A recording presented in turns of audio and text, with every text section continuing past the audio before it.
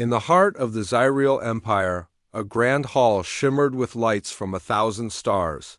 Aliens from every corner of the galaxy walked with pride, their robes glowing, their crowns high. They had come for the Intergalactic Summit, a place where empires discussed peace, war, and most importantly, alliances through marriage. Princess Sarala stood alone on a crystal balcony watching them. Her silver eyes were sad, though she smiled politely whenever someone passed. Her dress, made of soft purple threads, flowed like water, but no one looked her way. No one came to speak to her. No suitor approached. Sarala was royalty, but her heart did not match her empire's traditions. The Zyriel were known for strength, power, and controlling others. But Sarala believed in kindness, in peace. She loved music more than politics. She often helped the servants and spoke gently even to enemies. In the Zyriel Empire, this made her weak. Her father, Emperor Valor, had tried many times to arrange her marriage. He invited the strongest warriors, smartest diplomats, and richest princes, but they all refused her. Some laughed behind closed doors. "She's too soft," they said. "She will ruin the bloodline," Sarala pretended not to hear. But each rejection was a stone on her heart. Still, she smiled. Now, at the summit, her father hoped someone from another empire would choose her. But again, no one did. All the leaders looked for power and position, not for someone like her. She turned away from the balcony and walked into the hall. Her steps were quiet. She passed many groups talking and laughing, but no one called her name. She sat near the back of the room, far from the glowing center where the important guests stood, and that's when she noticed him. A man stood near the edge of the hall, calm and alone. He was not tall, not glowing, not dressed in jewels. He wore a plain dark suit and held a tablet in one hand. His face was serious, but his eyes were curious, sharp like he noticed everything around him. He was human. Earth had only recently joined the Galactic Council. Their technology was simple compared to others. Their homeworld was small. Many aliens didn't take them seriously. Some didn't even greet them. But the humans stood tall, unbothered by the whispers. Sarala watched him for a while. He didn't try to impress anyone. He didn't chase power. He just observed. Her curiosity grew. For the first time that night, she stood with purpose. She walked slowly toward the human, her long dress brushing the floor. When she reached him, he looked up. Their eyes met. "Hello," she said softly. He blinked, surprised, then smiled politely. "Hello, I'm Sarala, Princess of Zyriel." "I know," he replied. "I'm Daniel Hayes, Ambassador of Earth." She tilted her head. "You don't seem surprised that I came to speak with you." Daniel smiled a little. "I saw you standing alone. I figured we had something in common." She laughed. It was a small, soft sound, but real. Yes, the quiet ones. The unnoticed ones. They found a corner away from the noise. Sarala asked him about Earth. Daniel spoke of oceans, mountains, and the way humans had struggled through history. He told her how Earth once had many wars, but people still hoped, still created art, music, and families. How even when they were weak, they never gave up. Sarala listened with shining eyes. "You come from a strong people," she said. Daniel shook his head. "Not strong the way others think, but maybe strong in spirit." She smiled. "That is the kind of strength I admire." They talked for a long time. Hours passed, but it felt like minutes. No one interrupted.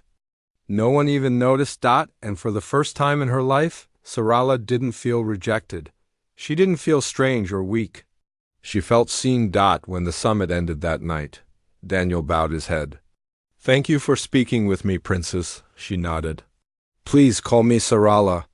As he walked away, she stood still for a long moment, her heart quietly warm. She didn't know it yet, but something had changed that night. Something more powerful than any alliance or war. It was the beginning of something new. And for the first time, Sarala felt hope. Daniel Hayes walked through the long silver corridors of the Galactic Summit Center. Lights blinked on the walls, showing directions in over 50 languages. Alien voices echoed around him. Some spoke in deep, rumbling tones, others in musical whispers. But very few spoke to him. He was Earth's first official ambassador to the Galactic Council. A man without a crown, without an empire. Many alien leaders didn't even look at him. Others just nodded politely, then walked away. But Daniel didn't mind. He was used to being the underdog.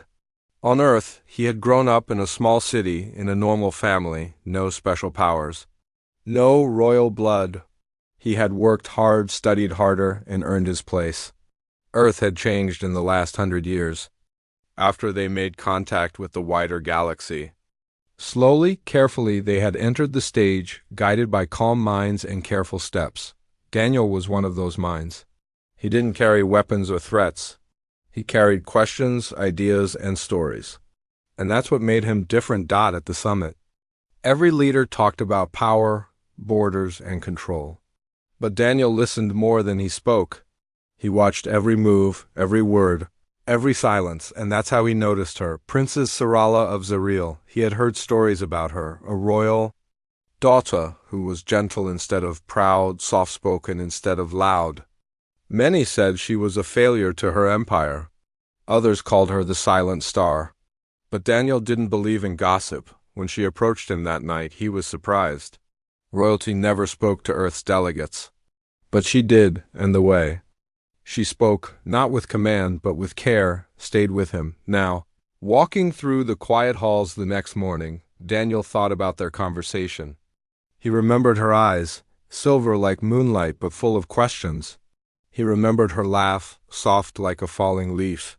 He didn't know why, but he wanted to speak to her again. Just then, he turned a corner, and there she was. Sarala stood near a tall crystal window, looking out at the stars. Her hands were folded, her face calm. When she saw Daniel, her lips curved into a smile. "You walk quietly," she said. He smiled back. "I'm told that often." She turned fully to face him. "Were you going somewhere important?" "No," Daniel replied. "Just walking and thinking." "About anything special?" He nodded. "About yesterday." "Our conversation?" Sarala looked pleased. "I enjoyed it too." "You spoke with honesty." Daniel chuckled. "It's the only way humans know how. We're still new here. We have nothing to hide." "I find that refreshing," Sarala said. They walked together down the corridor. Alien guards and servants passed by but didn't disturb them. Some gave curious glances, but no one said anything. Daniel told her more about Earth, how humans had learned through mistakes, how they had destroyed parts of their own world, then worked hard to fix them, how they had fought among themselves but now worked together. Sarala listened closely. "You speak of mistakes like they are lessons." "They are," Daniel said. "That's what makes us grow." She nodded slowly. "In Zariel culture, mistakes are shameful. We are taught to hide them." "That's why they don't see your strength," Daniel said quietly. She looked at him, surprised. "My strength?" "Yes," he replied. "You don't hide your feelings. You think differently." "That's rare." Sarala's cheeks turned a soft shade of blue, the Zariel way of blushing. They stopped at a quiet garden inside the summit center. It was small, with plants from many planets, glowing leaves, floating flowers, and gentle music playing from hidden stones. They sat on a stone bench. A soft wind moved through the garden, carrying strange but sweet scents. Sarala looked at Daniel. "Do humans believe in fate?" "Some do," he said. "I think we believe in choice more. I was told my life is already planned, that I must follow what others decide for me." Daniel looked at her kindly. "Do you believe that?" She shook her head. "No, but when I try to speak, no one listens." "I'm listening," Daniel said. Her eyes met his. For a long moment, neither spoke. Finally, Sarala whispered, "Why do you talk to me?" "I have nothing to offer you." Daniel smiled gently. "Maybe I'm not looking for something to gain. Maybe I'm just enjoying your company." She didn't know what to say. No one had ever spoken to her like that. In that small garden, far from the lights and noise of the summit, two different souls sat together, not as princes and ambassador, but as equals, and without realizing it, a silent bond began to form, something stronger than any treaty, something warmer than any alliance. The days at the Galactic Summit passed quickly, But for Princess Sarala and Daniel Hayes, time felt different. Each morning, Sarala looked forward to her walks through the summit halls, hoping to see the human ambassador again. And each day, Daniel waited near the garden window, quietly watching the stars, knowing she would come. What started as short talks turned into long conversations. They spoke about their worlds, their dreams, and their troubles. Sarala told Daniel about the pressure of being royal, of being told who to be, how to speak, and even how to smile. Daniel listened carefully, never judging her.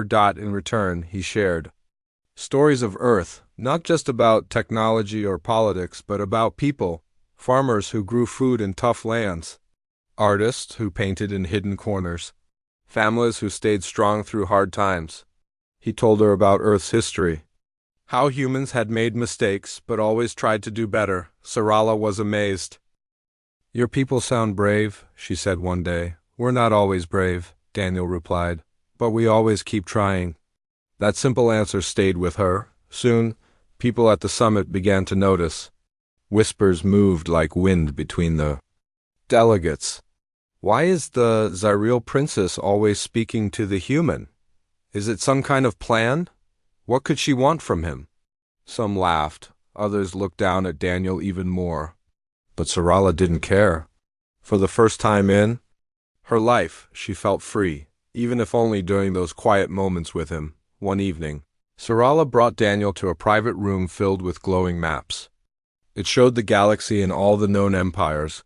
She pointed to her home system, the Zyril Empire, then pointed to Earth's small blue dot far on the edge. "We are so far apart," she said softly. Daniel nodded. "But not in here." He placed a hand gently over his heart. Sarala looked at him, surprised, then smiled. Later they sat near the summit garden again. Strange flowers lit up around them, and the air smelled like sweet fruit. Daniel asked, "What would you do, Sarala, if you weren't a princess?" She thought for a moment. "I would travel, visit small planets, meet people without guards or crowns. I would paint stars on canvas and sing in the wind." Daniel chuckled. "You'd be a traveler then, a peaceful one," she nodded. "And you?" "If you weren't an ambassador, I'd be a teacher," Daniel said. "Helping others learn about different worlds, telling stories that connect us all." Sarala smiled. "That suits you." Their dreams were different, but their hearts were similar, both gentle, both seeking something deeper than power. The next day, during a large summit meeting, Sarala sat near her father, Emperor Valar. Leaders from many worlds stood up to speak. Some shouted about weapons, others argued about land. But when Earth's name was called, most of the room went quiet. Daniel stepped forward. He didn't have fancy clothes or glowing robes. He just had a simple voice. "Earth has no empire," he said. "We come not to take, but to learn. We offer respect, friendship, and honesty." Some laughed. One delegate whispered loudly, "And what can honesty buy?" Daniel smiled calmly. "It buys trust, and trust builds peace. In the end, peace lasts longer than fear." The room went silent for a moment. Sarala felt her heart rise. She had heard many speeches in her life, but Daniel's words were different, not loud, not proud, just real. After the meeting, she found him standing near the exit. "You spoke beautifully," she said. "I just told the truth," he replied. "You always do." Their friendship grew stronger each day. Sarala no longer felt like a burden. Daniel no longer felt like a stranger. They were still from different worlds, but in each other's presence, they felt understood. But deep inside, Sarala began to feel something else, something she had never felt before. Her heart beat faster when she saw him. Her smile came more quickly, and when he looked at her with those thoughtful eyes, the world seemed quieter. She didn't know what it meant. Not yet, but she knew it was real.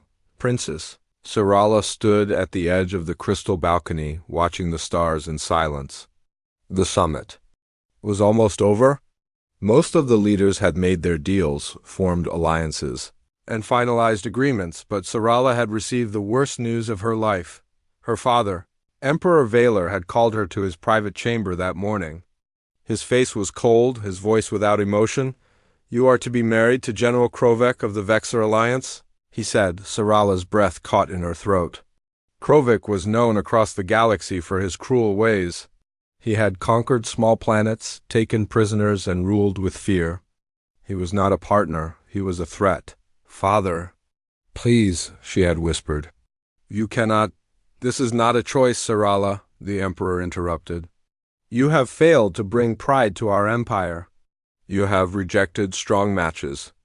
In the past, now you will do your duty. But he's not a good man, he's dangerous, he is powerful, that is what matters. With that, he turned away, ending the conversation. Now, standing on the balcony alone, Sarala's hands trembled. The stars, which once gave her peace, now looked cold and distant. She had no voice in her own future. She was being given away like an object. A soft voice pulled her back from her thoughts. Sarala? She turned quickly. Daniel stood behind her. His face showed concern. I heard something. Is it true? He asked gently. Sarala looked away. Yes, my father has arranged my marriage to General Krovek. It will be announced tomorrow. Daniel's jaw tightened. Can you refuse? She shook her head slowly. Refusing means dishonor. It could bring punishment, maybe even exile. Daniel stepped closer. That's not right. You deserve a choice. Tears formed in Sarala's eyes. I tried to be a good daughter.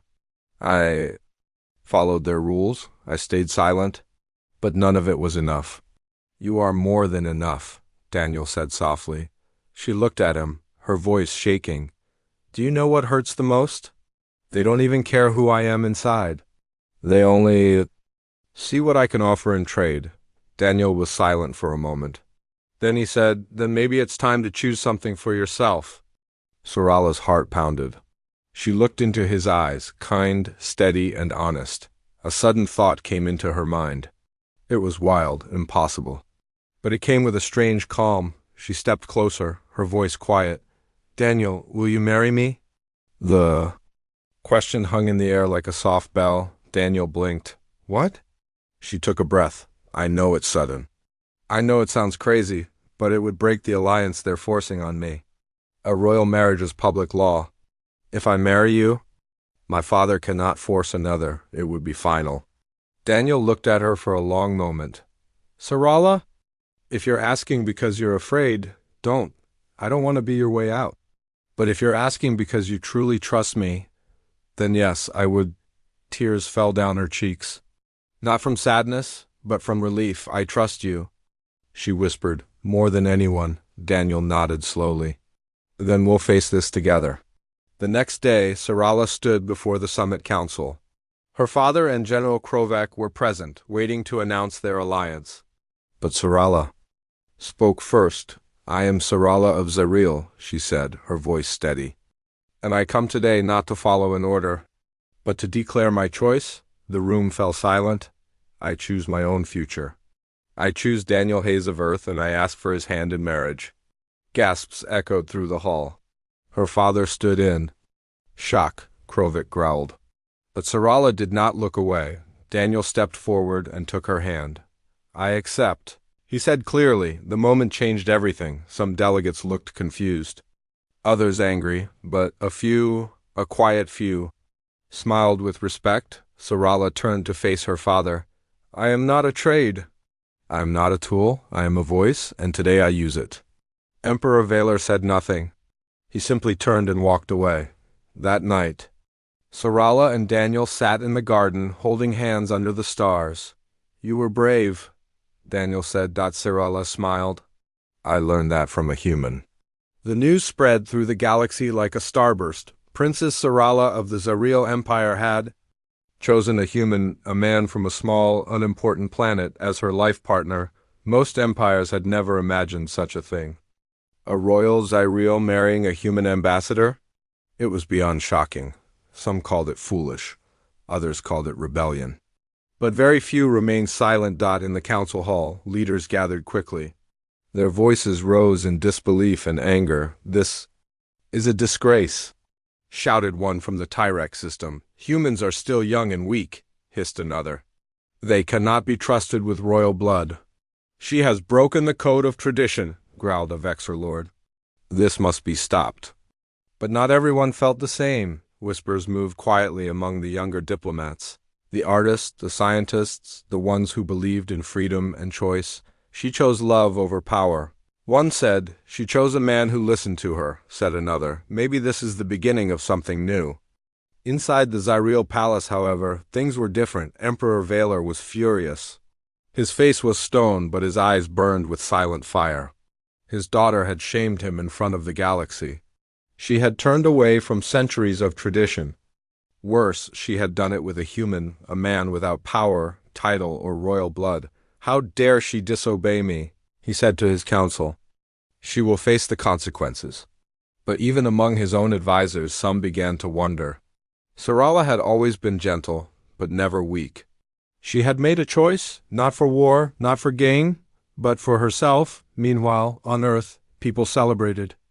Videos of Sarala's brave speech and Daniel's calm promise spread across every screen. People cheered for the first human to win the heart of an alien princess. Young dreamers saw hope in their story. One message appeared again and again. We may be small, but we are not invisible. Back at the summit, Sarala and Daniel sat in a quiet chamber, reading the waves of reactions from across space. "There's so much noise," Sarala said softly. Daniel nodded. "Not all of it is kind, but some of it is," she added. "Some. People are with us." Daniel looked at her gently. "Are you okay?" Sarala took a breath. "Yes, I'm scared, but also proud." Daniel smiled. "You should be." Just then, an urgent message came through. It was from Earth's Council, a warning, security alert, a known threat from the Vexor fleet is nearby. General Krovek is moving. Be ready. Sarala's heart sank. "He's coming. My father must have asked him to stop us. Double quote. Daniel stood up. "Then we leave tonight. We can't stay here." "But where will we go?" "To somewhere safe. Somewhere they can't touch us until we're legally bonded." They moved quickly, with the help of a few trusted guards from Earth and 2 Zyril servants loyal to Sarala. The plan was to leave the summit station before dawn and reach a neutral moon colony where no empire had full control. There, they could complete the marriage in peace. Before leaving, Sarala stood one last time in the summit garden. The flowers glowed softly around her. She whispered, "I'm not running because I'm afraid. I'm running because I choose to be free." Daniel took her hand. "And you won't be alone?" As their ship lifted off, the stars stretched ahead like a wide road. Behind them, empires argued, leaders shouted, and the news never stopped. But in that small, fast ship, there was silence, peace, and a promise that no matter what the galaxy said, they had chosen each other. The stars outside the ship glowed like diamonds scattered across dark velvet. Inside, Princess Sarala sat quietly beside Daniel as their small ship raced toward the neutral moon colony. They had only a few hours before. General Krovek would reach them, and they knew. He wouldn't come to talk. Daniel checked the controls again, calm but focused. "We're close," he said. "Just one more jump through this sector, and we'll reach the moon." Sarala nodded, but her eyes were full of worry. "What if he catches us before we get there?" Daniel looked at her. "Then we won't stop fighting. We'll protect what we've chosen, together." Just as he finished speaking, the ship's lights flickered. An alarm rang sharply. A red warning appeared on the screen. "Enemy vessel detected." A Vexor warship had entered the sector. "They're here," Sarala whispered. Daniel quickly adjusted the ship's direction, taking them through a nearby asteroid field. "Hang on," he said, gripping the controls.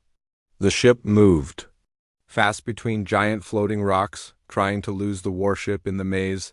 Behind them, the Vexor ship fired. A blast of energy hit the side of their ship, shaking it hard. Sparks flew from a panel near Sarala, and she held onto her seat tightly. "We can't outrun them for long," Daniel said. "We need to land somewhere and hide." "There's a mining station on one of these asteroids," Sarala said. "I saw it on the map earlier. It's old, but it has a docking bay." Daniel nodded. "Let's take our chances." They flew toward the dark rock. The station looked abandoned. No lights, no ships. but the bay doors opened slowly as they approached. Daniel landed the ship inside and powered everything down. The station was cold and quiet. Dust floated in the air. Rusted machines stood still like sleeping giants. "We need to hide deep inside," Daniel said. "If they scan the surface, they'll miss us." They moved quickly through the empty halls. Sarala used her royal tech to lock doors behind them. Daniel found an old control room and checked the sensors. "They've landed too," he said.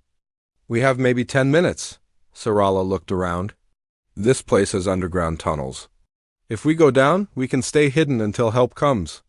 As they moved through the dark paths below, Daniel's calm nature showed again. He guided her through tight corners, climbed damaged stairs, and used broken wires to block doors. He had no super strength, no alien powers, just human skill and quick thinking. At one point, they heard footsteps above them, the heavy sound of Vexor soldiers.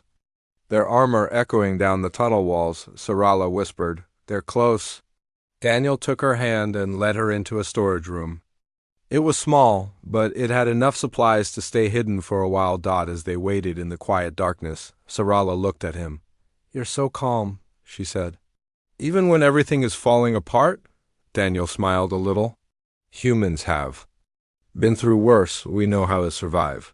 Not with force, but with focus." "You're not what the galaxy thinks humans are," Sarala whispered. "Neither are you what they think a princess should be." They sat together, side by side, not speaking for a while. Outside, the Vexor soldiers searched, but they couldn't find them. Hours passed. Finally, the sensors picked up another signal. "It's the Earth fleet," Daniel said, checking the screen. "They heard our message. They're here." Relief filled Sarala's eyes. "We're safe." The Earth defense ships arrived quickly, pushing the Vexor warship back. Krovek had no choice but to retreat. He was angry. But he could not fight a full fleet without starting a war. As Sarala and Daniel stepped out of the old station into the light of their rescue ship, the crew cheered. The two had survived not by power, but by teamwork and trust.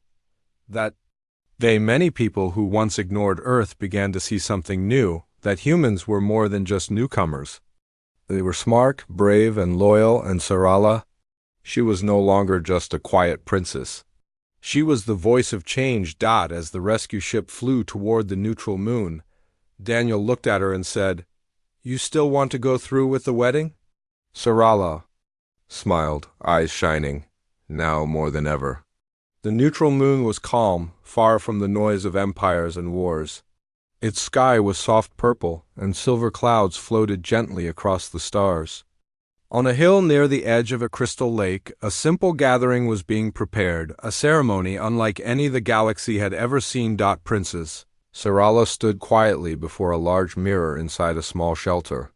Her dress was made of white starless, glowing softly, decorated not with jewels, but with delicate symbols of peace and unity. She took a deep breath and looked at herself. She didn't feel like a princess anymore. She felt like something stronger. Daniel stood outside, wearing a simple Earth-style suit. No medals, no crown, only a silver pin with both the Earth and Zariel emblems joined together. He looked calm, but his heart was full. Today wasn't just a marriage. It was a message. When Sarala stepped out, everyone stood still. A small group of humans, some Zariel allies and neutral guests, had come to witness this day. A few ambassadors from faraway worlds also joined. Not out of duty, but out of hope. Daniel walked toward her, smiling. "You look like yourself." Sarala smiled. "That's what I always wanted." A kind alien elder from the neutral colony stood between them and raised her hands. "Today," the elder said, "we witnessed something rare and true. Two souls from different worlds joining not for power or law, but for love and respect." Daniel took Sarala's hands. "I never thought I'd stand here," he said, "but I'm glad I do. You've shown me that strength doesn't come from empires. It comes from choosing what's right, even when it's hard." Sarala looked into his eyes. "And you've shown me that even the smallest voice can be heard, if it speaks with truth." They exchanged vows in both Earth language and Zariel tongue. No walls, no weapons, no royal guards. Only open sky and honest hearts. When the elder said, "You are now one," cheers rose from the small crowd. Some clapped, some cried. And in that moment the galaxy shifted, news of the wedding spread fast. At first many still questioned it. Some said it was a mistake.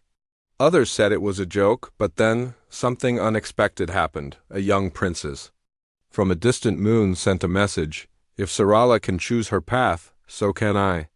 A peaceful leader from a war-torn planet said, "This is the kind of courage we need." Artists across space painted the scene of Sarala and Daniel under the sky. Songs were written, and people began to speak openly about change. Quietly, a movement started, one of choice, freedom, and respect. In the Zariel Palace, Emperor Vela received many letters from his people, some angry, but many proud. He stood at his balcony reading them alone. He didn't speak of it to anyone, but deep inside, a thought came to him. Maybe the future is different now. Back on the moon, Sarala and Daniel walked by the lake, hand in hand. The stars reflected on the water. "You know," Daniel said, "we didn't just surprise the galaxy." Sarala laughed softly. "We surprised ourselves too." He looked at her. "Do you ever regret it?" She shook her head. "Never. I was once a silent princess. Now I'm someone who stood for love. And I did it with a human," he smiled. "And this human feels lucky every day." They sat together on a stone bench watching the sky. From that day forward, their names were written, not in books of war, but in books of unity. Schools across space told their story, not because of who they were, but because of what they dared to do. In a galaxy full of noise, they chose to listen. In a world full of power, they chose love, and in a time full of fear, they gave others the courage to hope. Their journey had started with rejection, but it ended with a new beginning, a beginning written not by empires, but by hearts.